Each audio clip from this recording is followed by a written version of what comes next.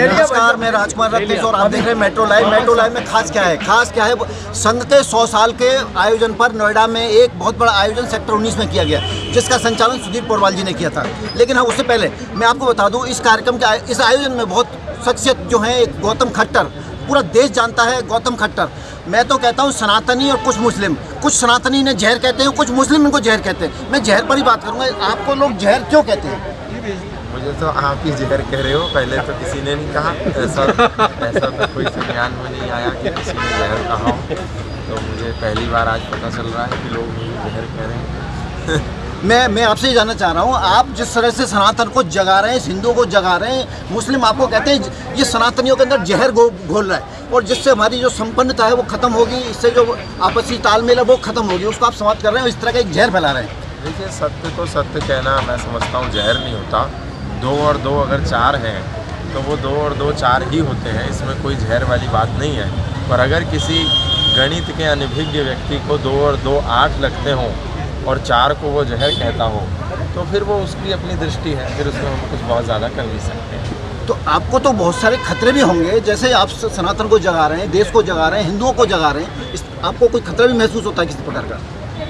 अब खतरा तो होता है, लेकिन उस पर बहुत ज़्यादा अभी फिलहाल क्या चर्चा करें।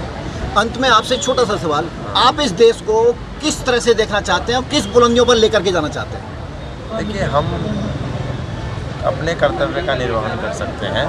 देश कहाँ जाएगा कहाँ नहीं जाएगा वो देश जाने।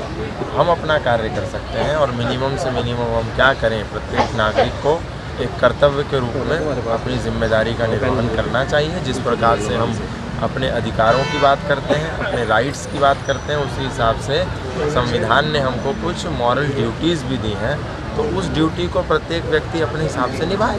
बहुत अच्छी बात गौतम खट्टर जी ने कहा, और गौतम खट्टर जी को पूरा देश जानता है। लेकिन आपने एक बात स्पष्ट नहीं की है कि इस देश को हिंदू राष्ट्र कैसे बनाया जाए। हम आपसे ये और जानना चाहते हैं। देखिए, 3 कार्य तो कम से कम करने पड़ेंगे। पहला कार्य है गले से लगाइए। जो हमारे भाई हैं, जो पिछड़े और बिछड़े हैं, उनको हमको गले से लगाना पड़ेगा। छुआछूत की करो विदाई, हम सब सनातनी भाई भाई। तो सबसे पहला कार्य गले से लगाओ। दूसरा कार्य अपने रिश्तों को बचाओ। पहले हमारे यहाँ 2 लड़के 2 लड़कियाँ होती थी तो रिश्ते बचते थे। रिश्ते कैसे बचते थे कि उसको मामा भी वो किसी को कह सकता है, बुआ किसी को कह सकता है, मौसी किसी को कह सकता है, चाचा कह सकता है, ताऊ कह सकता है। अब घर में एक बच्चा है तो उसके जब बच्चे होंगे तो मामा का रिश्ता ख़त्म, बुआ का रिश्ता ख़त्म, चाची का रिश्ता ख़त्म, चाचा का रिश्ता ख़त्म, फूफा का रिश्ता ख़त्म, मौसी का रिश्ता ख़त्म, मौसे का रिश्ता ख़त्म, सबके रिश्ते ख़त्म। तो सनातन को बचाना है तो सबसे पहला तो बताया गले से लगाइए। दूसरा कार्य रिश्तों को बचाइए। तीसरा कार्य व्यापार को बढ़ाइए। अब हमारे व्यापार हम नहीं करना चाहते, सब हिंदू को सरकारी नौकरी चाहिए, है ना। लेकिन ये संभव नहीं है।